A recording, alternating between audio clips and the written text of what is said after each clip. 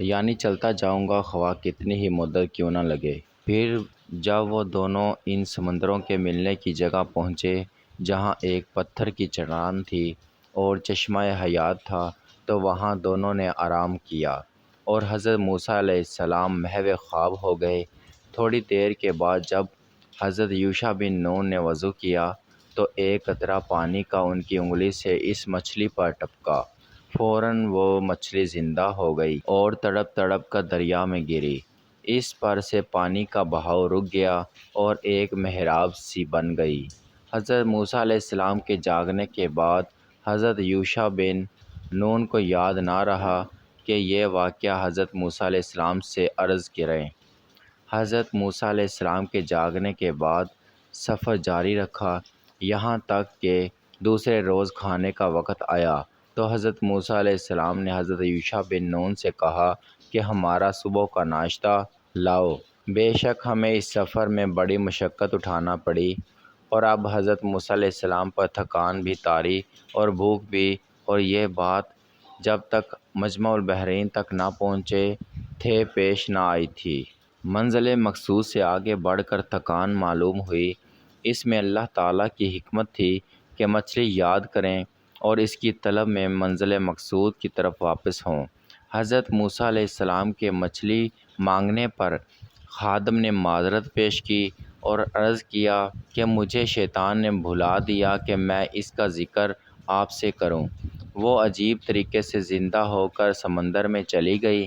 موسیٰ علیہ السلام نے کہا، یہی تو ہم چاہتے تھے، یعنی مچھلی کا جانا ہی تو ہماری حصول مقصد کی علامت ہے، اور جن کی طلب میں ہم چلے ہیں ان کی ملاقات وہیں ہوگی۔ حضرت خضر علیہ السلام پھر دونوں اپنے پیروں کے نشانات دیکھتے ہوئے واپس پلٹے اور اس جگہ پہنچے جہاں مچھلی زندہ ہوئی تھی۔ دیکھا کہ پانی مچھلی کے چاروں طرف بڑے زور و شور سے بہہ رہا ہے، مگر جہاں مچھلی موجود ہو اس کے ارد گرد رکا ہوا ہے، جیسے شیشے کے ڈبے میں بند ہے۔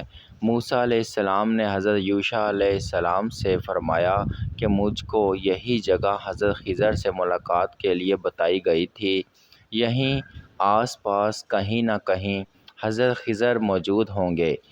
یہ کہہ کر آپ حضرت خضر کو تلاش کرنے لگے۔ سمندر میں کسی قدر دور جا کر ایک چھوٹا سا جزیرہ نظر آیا۔ اس جزیرے میں پہنچنے تو دیکھا کہ دور کوئی شخص سفید چادر میں لپٹا ہوا ہے۔ آپ قریب پہنچے اور انہیں سلام کیا۔ انہوں نے جواب دیا اور کہا، اس سرزمین پر سلام کرنے والا کون آ گیا؟ آپ نے فرمایا، میں موسیٰ علیہ السلام ہوں۔ حضرت خضر علیہ السلام نے پوچھا، بنی اسرائیل کے موسیٰ علیہ السلام؟ فرمایا کہ جی ہاں، میں آپ سے بعد وہ علوم سیکھنے آیا ہوں جو مجھ کو معلوم نہیں۔ اسی اثناء میں ایک سمندری پرندہ اڑتا ہوا آیا اور پانی میں چونچ مار کر ایک قطرہ پانی چونچ میں لے کر چلا گیا۔ حضرت خضر علیہ السلام نے کہا کہ تم اپنے طور پر سمجھتے ہو کہ میں علم میں سب سے زیادہ ہوں، حالانکہ انسان کا اول آخر باطن ظاہر علم اللہ کے نزدیک اس سے بھی کمتر ہے۔ جتنا کہ یہ پرندہ اپنی چونچ میں ایک قطرہ پانی اٹھا کر لے گیا ہے، اور وہ پانی کا قطرہ سمندر کے نزدیک کیا چیز ہے؟ کچھ نہیں۔ ایسا ہی ہمارا تمہارا علم اللہ کے نزدیک ہے۔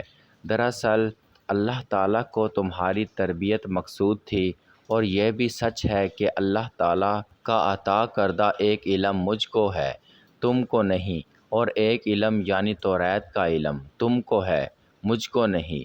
پھر موسیٰ علیہ السلام نے کہا، اس سے موسیٰ نے کہا، کیا میں تمہارے ساتھ رہوں اس شرط پر کہ تم مجھے سکھا دو گے نیک بات جو تمہیں معلوم ہوئی؟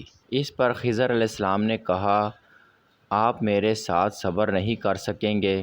حضرت موسیٰ علیہ السلام کے ادب اور تواضع سے معلوم ہوا کہ آدمی کو علم کی طلب میں رہنا چاہیے، خواہ کتنا ہی بڑا عالم کیوں نہ ہو، اور جس سے علم سیکھے اس سے نہایت ادب و احترام سے پیش آئے۔ حضرت موسیٰ علیہ السلام کا سوال حصول علم سے متعلق سن کر حضرت خضر علیہ السلام نے فرمایا کہ آپ صبر نہ کر سکیں گے چونکہ حضرت خضر علیہ السلام اپنے علم و کمال کی وجہ سے یہ جانتے تھے کہ حضرت موسیٰ علیہ السلام کا کام شریعت خداوندی کی پابندی کرنا اور ظاہر شریعت اور احکام خداوندی کے خلاف کرنے والوں پر سختی سے روکنا ہے۔ اگر مجھ سے کوئی بات ظاہری شریعت کے خلاف دیکھیں گے تو ناممکن ہے کہ وہ نبی ہونے کے ناطے خلاف شریعت امور پر صبر کریں۔ اس لیے فرمایا کہ آپ صبر نہ کر سکیں گے۔ حدیث شریف میں ہے کہ حضرت خضر علیہ السلام نے حضرت موسیٰ علیہ السلام سے فرمایا کہ ایک علم اللہ تعالیٰ نے مجھ کو ایسا عطا فرمایا ہے جس کو آپ نہیں جانتے، اور ایک علم آپ کو ایسا عطا فرمایا ہے جو میں نہیں جانتا۔ مفسرین و محدثین کہتے ہیں کہ جو علم حضرت خضر علیہ السلام نے اپنے لیے خاص فرمایا وہ علم باطن اور مکاشفہ ہے، اور اہل کمال کے لیے یہ باعث فضل ہے۔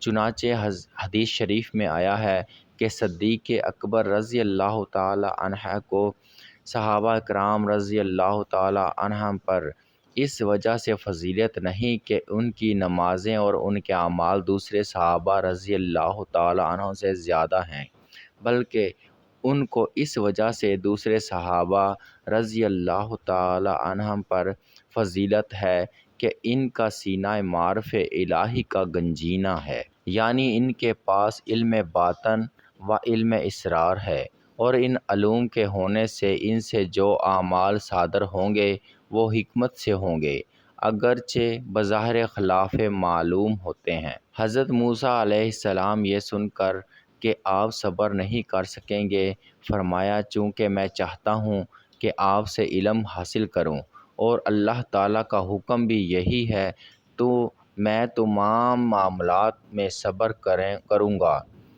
بلکہ یوں کہا کہ اللہ نے چاہا تو تم مجھے صابر پاؤ گے۔ پھر حضرت خضر علیہ السلام نے کہا کہ اگر آپ میرے ساتھ رہتے رہیں تو مجھ سے کسی بات کا مت پوچھیے گا جب تک میں خود اس کا ذکر نہ کروں۔ ذرا غور کریں، علم ظاہری کی شروعات ہی کیوں سے ہوتی ہے؟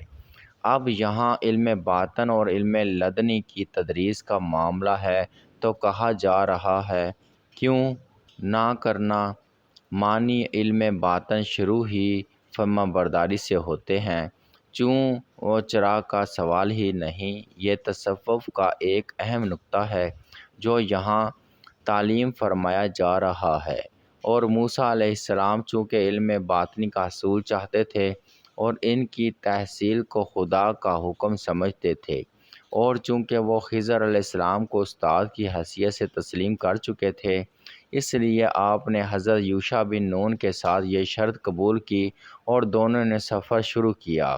دریا کے کنارے کنارے جا رہے تھے کہ ایک کشتی پر نظر پڑی جو کنارے سے دور نکل گئی تھی۔ حضرت خضر علیہ السلام نے کشتی چلانے والوں کو آواز دی۔ کشتی چلانے والے ملاح غریب آدمی تھے۔ آواز سن کر کشتی لوٹا لائے۔ حضرت خضر علیہ السلام نے فرمایا کہ ہم 3 آدمی ہیں، فلاں جگہ جانا چاہتے ہیں، جو کرایہ ہوگا ہم ادا کریں گے۔ کشتی والوں نے جب ان نورانی صورتوں کو دیکھا تو عرض کرنے لگے کہ آپ کا ہماری کشتی میں سفر کرنا ہی ہمارے لیے باعث سعادت و برکت ہے، ہمیں کرائے کی نہیں بلکہ آپ کی دعاؤں کی ضرورت ہے۔ یوں ان تینوں کو کشتی میں مفت سوار کرا لیا۔ جب کشتی ملک روم کے ایک چھوٹے بادشاہ جلندی کے ملک کی سرحد کے قریب پہنچی تو خضر علیہ السلام نے کلہاڑی سے اس کے یاک یاد و تختے اکھاڑ ڈالے، لیکن توڑنے کے باوجود اس کشتی میں پانی نہیں آیا۔ موسیٰ علیہ السلام نے جب یہ ماجرا دیکھا تو آپ کو جلال آ گیا۔ وہ بالکل بھول گئے کہ ابتدائی سفر میں انہوں نے خضر سے کیا وعدہ کیا تھا۔ کہنے لگے اے خضر علیہ السلام، کیا اتنے لوگوں کو ڈبونے کا ارادہ ہے جو تم نے کشتی سے تختے نکال دیے، جبکہ کشتی کے مالکوں نے ہمارے ساتھ ہمدردی اور بھلائی کی ہے؟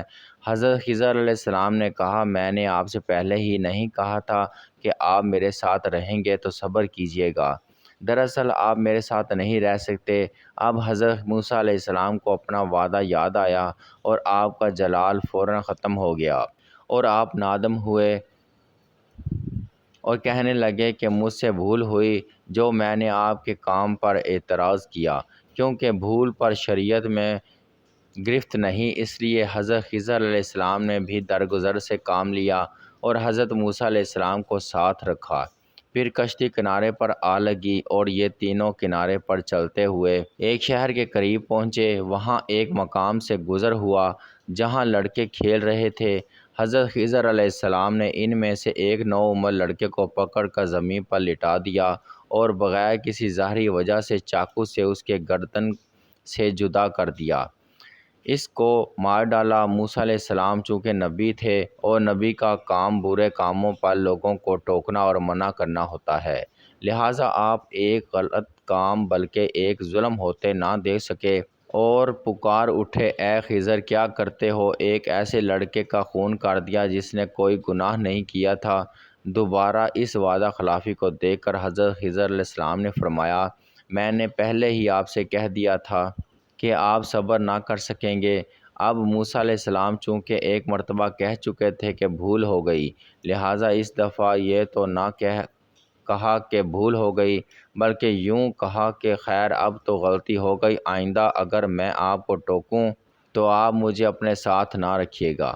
حضرت خضر علیہ السلام نے حضرت موسیٰ علیہ السلام کا یہ قول منظور کیا اور آگے بڑھے، حتیٰ کہ دوپہر کا وقت ہو گیا۔ سب کو بھوک محسوس ہوئی تو ایک شہر انطاکیہ میں پہنچے۔ وہاں دیکھا کہ لوگ خوشحال ہیں، مکان اچھے ہیں اور شہر کی ظاہری حالت سے پتہ چلتا تھا کہ وہاں مال کی ریل پیل ہے۔